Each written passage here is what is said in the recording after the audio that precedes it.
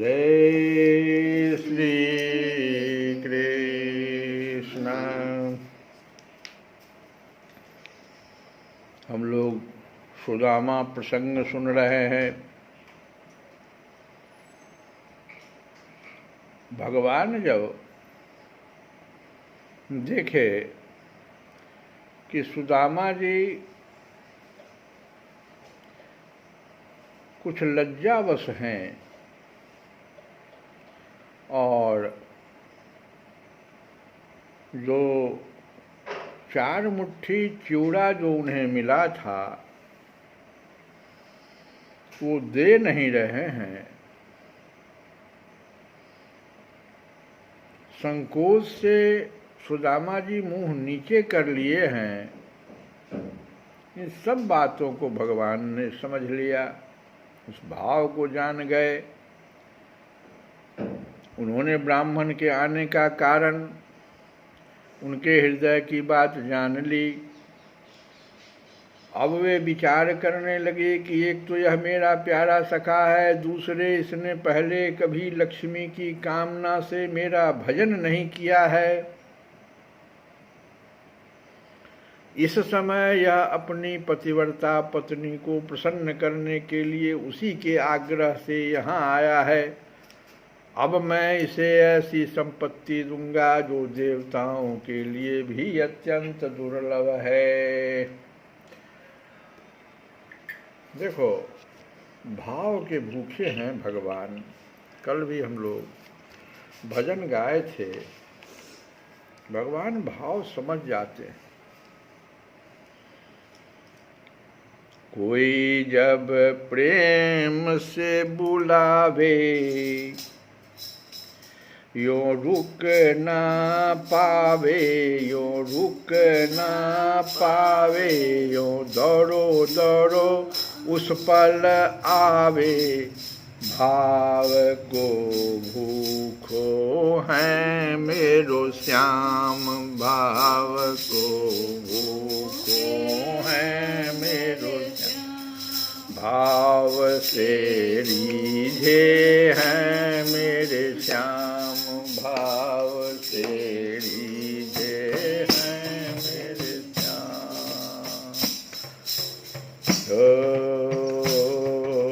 कोई जब प्रेम से बुलावे यो रुक ना पावे, यो रुक ना पावे, यो दौड़ो दौड़ो आवे।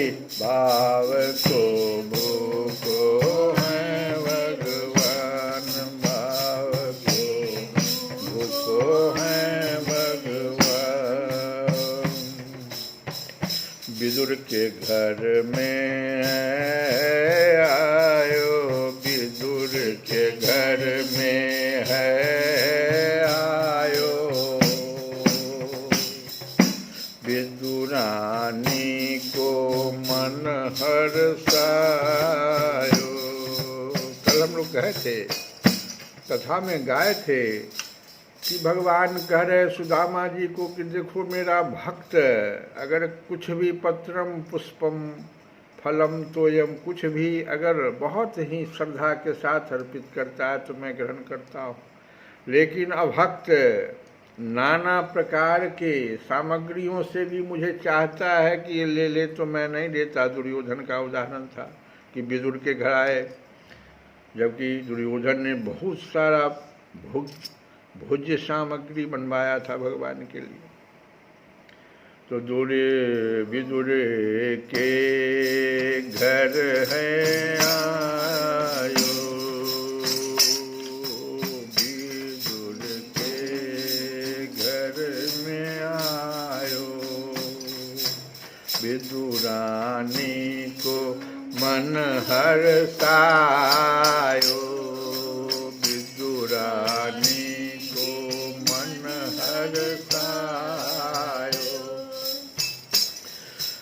भाव से केले का छिलका भी खायो।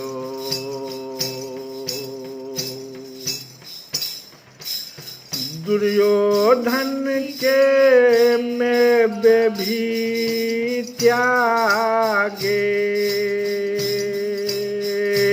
उन छिलकों के आगे। विदुर के घर में है आयो, ओ विदुरानी को मन हर्षायो। भाव से केले का छिलका भी खायो। दुर्योधन के मेवे भी त्यागे उन छिलकों के आगे। विदुरानी के भाग हैं जागे, विदुरानी के भाव हैं जागे। भाव को भूखो है मेरो श्याम, भाव को हम भाव से रीझे हैं मेरे श्याम, भाव से रीझे हैं मेरे श्याम। आगे सुनो। रुक्मणी खाना परोस रही, रुक्मणी खाना, रुक्मणी खाना परोस रही। कान्हा की बाट जो है रही।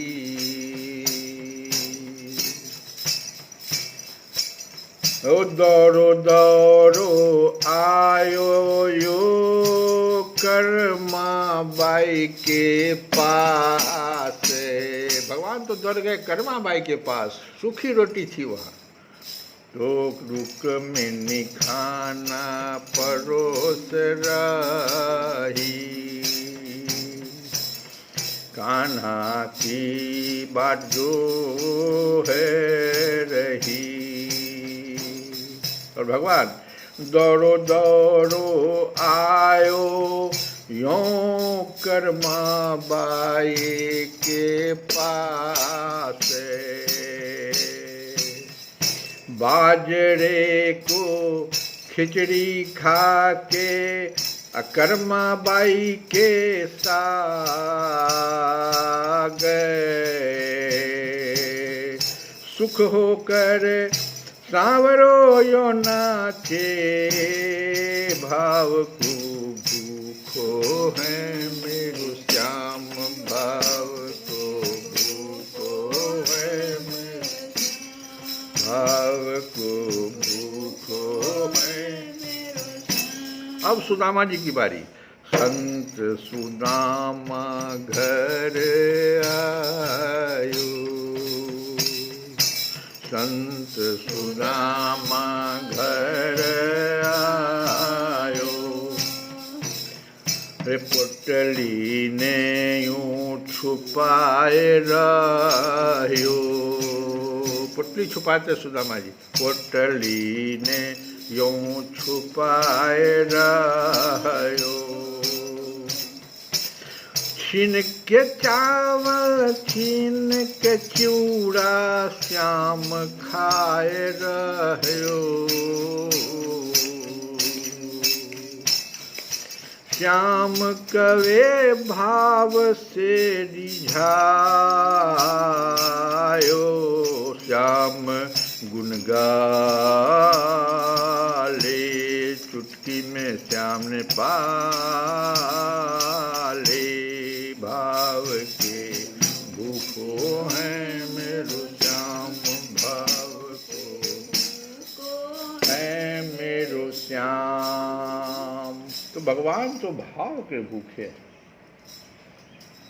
और देखो कहा था, कथा एक दूसरे तरह से भी कही जाती है कि सुदामा जी एक बार भगवान के साथ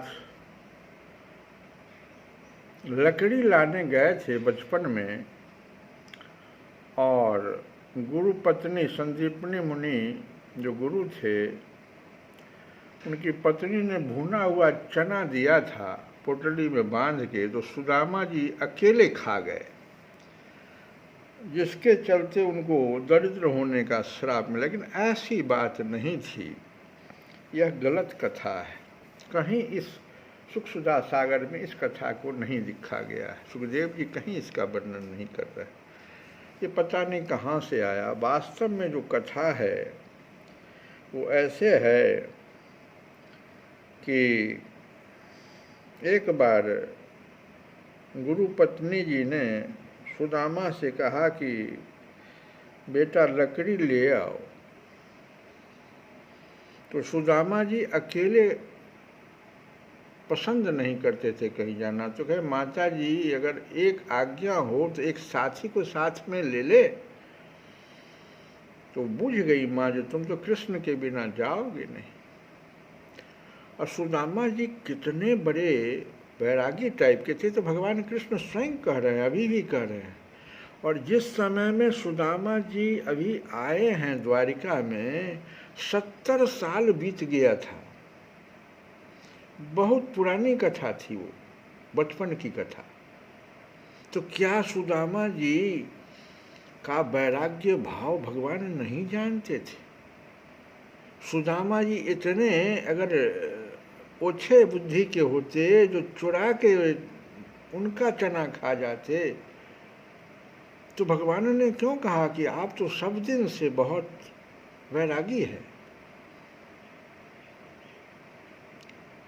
यह बात थी ही नहीं। बात क्या हुई कि कुछ भुना हुआ चना था। माता ने कहा सुदामा से कि देखो कुछ चना भुना हुआ है, तुम कृष्ण को बुला लाओ। सखा जो कहे, जो हमको सखा है वो, तो जाओ तुम कृष्ण को बुला लाओ और वो चना है वो तुम ले लेना, दोनों खा लेना।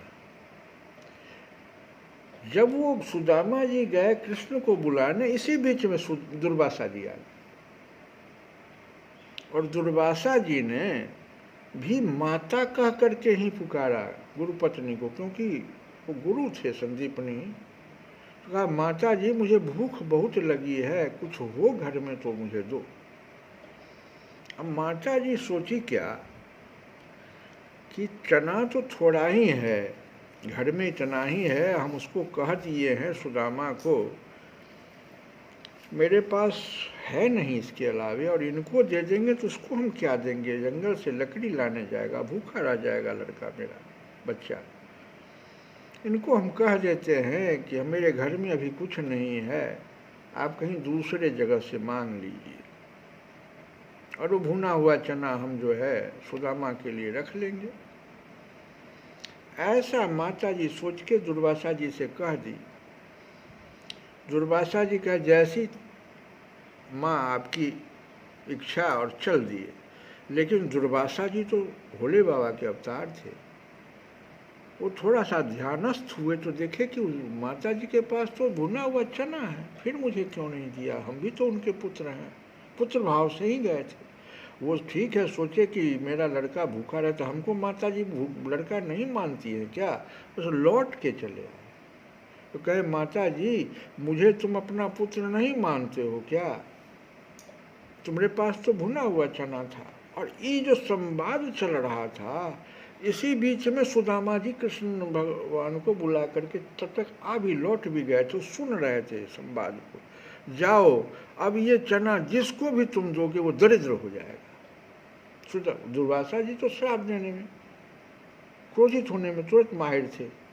ये सारी घटना सुदामा जी ने सुन लिया, कृष्ण पीछे थे। अब सुदामा जी तो बहुत गंभीर ब्राह्मण थे, बैरागी थे, इसलिए भगवान बैरागी कहते हैं बार बार। सुदामा जी ने सोचा कि अगर ये चना हम नहीं लेते हैं, कोई दूसरा ले लेगा, कृष्ण ले लेगा, तो ये तो दरिद्रता का श्राप है। हम तो ब्राह्मण हैं, हम तो याचक हैं, हमारी तो चल जाएगी। लेकिन ये तो राजा है। दूसरी बात, अगर पेड़ पौधा किसी दूसरे जीव को अगर ये चना दे दिया जाए तो वो सब तो बाज हो जाएगा। इसलिए सुदामा जी ने वो चना ले लिया और ले करके वो अकेले उसको खा गए कि हम दरिद्र ही रहेंगे, कोई दिक्कत नहीं, लेकिन हम अपने सखा को कभी भी नहीं जो है दरिद्र होने देंगे। ये भाव है यहाँ। और इस चीज को सुशीला जब सुदामा जी का हुआ तो सुशीला आई तो उसको सारी बातों का पता था। 1 सप्ताह के अंदर पता लग गया कि हमारे जो पतिदेव हैं वो साधारण नहीं हैं, वो द्वारिकाधीश के सखा हैं। लेकिन 70 वर्षों तक सुशीला कभी भी नहीं कही सुदामा जी से कि आपके तो द्वारिकाधीश मित्र हैं, आप क्यों इतना जो गरीबी झेल रहे हैं, 3-3 दिन खाने के बिना हो जाता है। अयाची ब्राह्मण जो थे, दोनों आदमी ने प्रतिज्ञा ले लिया था, अयाची हम लोग मांगेंगे नहीं कहीं,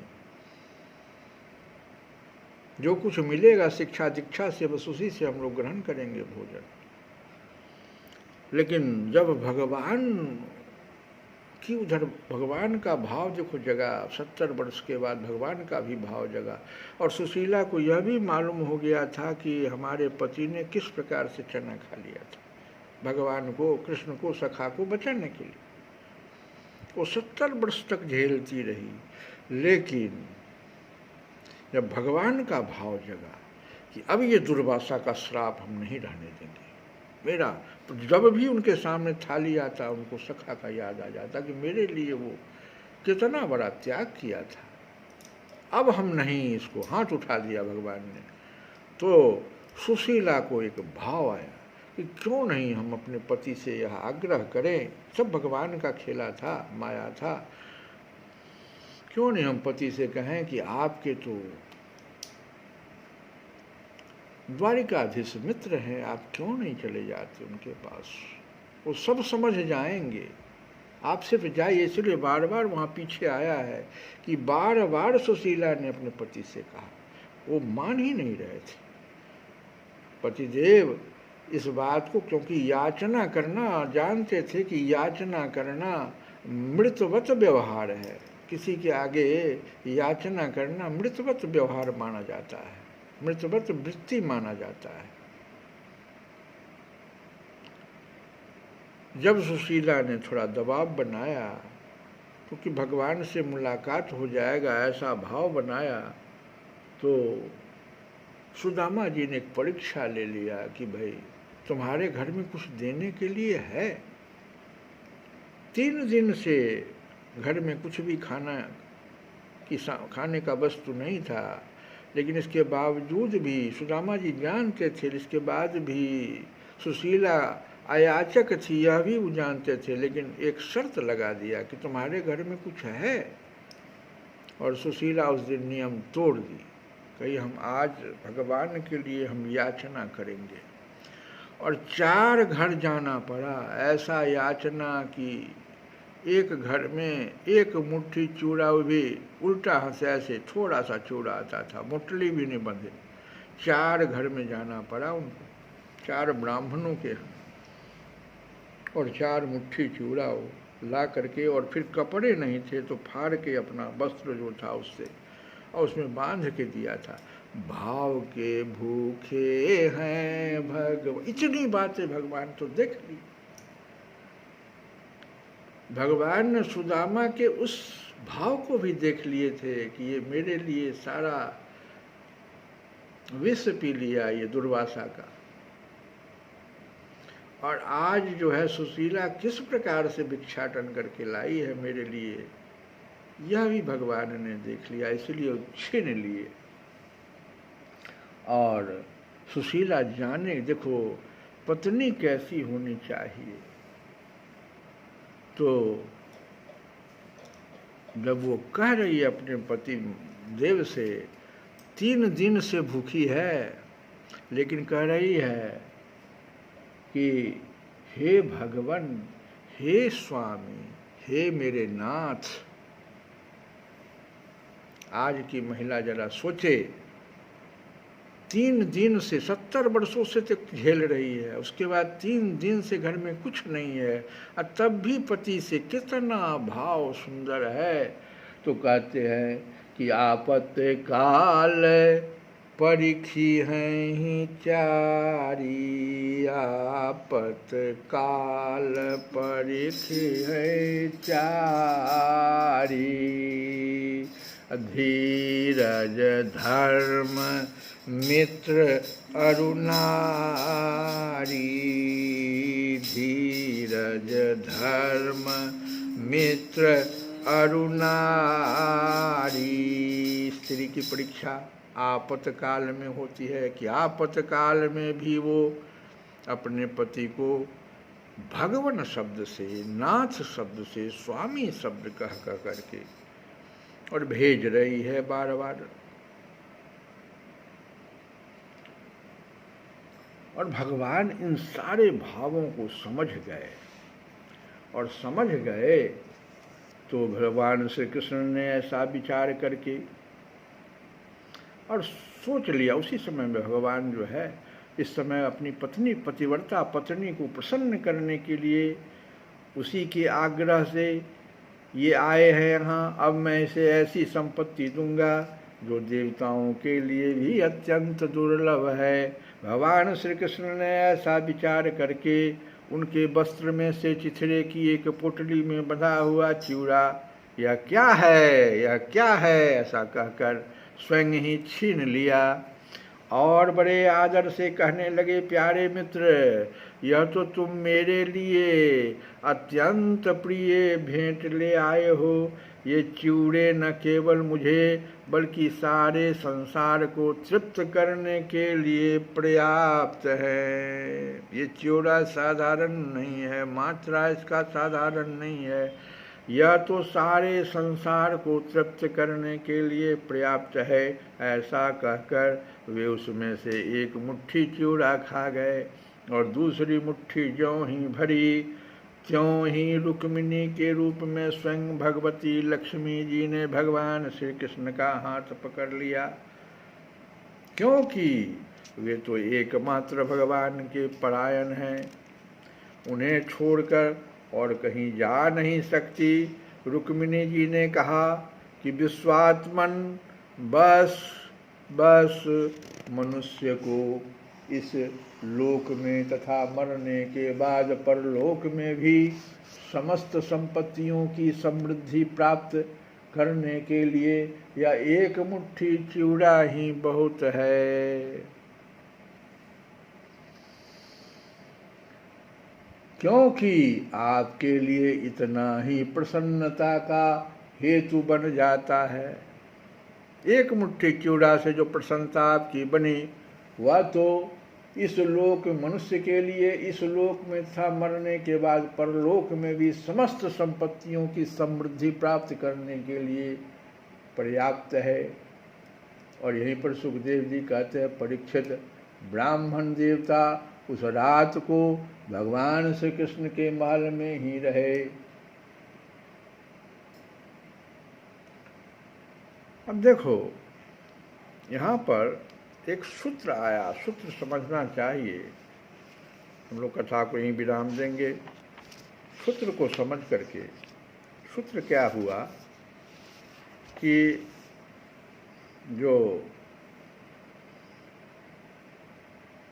सुदामा जी जब चले, ब्राह्मण देवता जब चले भगवान से मिलने, तो ऐसा आया है कि उनको 3 द्वारों को पार करना पड़ा। ये 3 क्या है, सुदामा जी क्या हैं, सुशीला कौन है, सूत्र में देखिए, समझिए। अब अध्यात्म से जरा इसको समझना है। वो 3 जो द्वार थे जिसको पार करना पड़ा, वो जीव के 3 अवस्था होते हैं, जो सुसुप्ति, जागृति और स्वप्नावस्था। और दूसरा जो 3 द्वार फिर आता है, वो 3 जीव के 3 गुण होते हैं, सत्व, रज और तम। जो जीव इसको पार कर लेता है तो तुरीय अवस्था में वो चला जाता है। उसी को त्रिगुणातीत अवस्था कहते हैं। और जब तुरीय अवस्था को वो प्राप्त करता है तो ब्रह्म से उसका दर्शन हो जाता है। साधना के क्रम में ये सूत्र है सुदामा का चरित्र। यहाँ सुदामा जी जो है वो साधक जीव हैं। जो जीव साधना कर रहा है वो सुदामा के नाम से। और सुशीला क्या है यहाँ पर? बुद्धि है जो जीव को प्रेरित कर रहा है कि ब्रह्म की ओर जाओ, ब्रह्म की ओर जाओ। और द्वारिका महल का जो वर्णन है कि द्वारिका महल का जो 3 त्रिगुणातीत अवस्था जो वहाँ था, 3 अवस्था 3 गुण जो पार किए। एक नियम था द्वारिका में कि ब्राह्मण को कहीं रोका नहीं जाता था। तो आपको खुद पार करना है, साधक को अपने से पार कर जाना है। 3 अवस्था 3 गुण त्रिगुणातीत हो जाना है। तो द्वारिका महल जो है वो शरीर रिप्रेजेंट करता है, शरीर को, जीव का जो शरीर है। और वो शरीर को ये त्रिगुणावस्था में जाने के लिए, और कृष्ण क्या है तो तुरीय अवस्था में ब्रह्म है, वहाँ तक पहुँचना है। ये सूत्र है। शरीर की 3 अवस्था और 3 गुण जैसे ही पार करता है जीव, ब्रह्मानंद का अनुभव हो जाता है, भगवान का अनुभव हो जाता है। श्री कृष्ण गोविंद हरे मुरारे, हे नाथ नारायण वासुदेवा।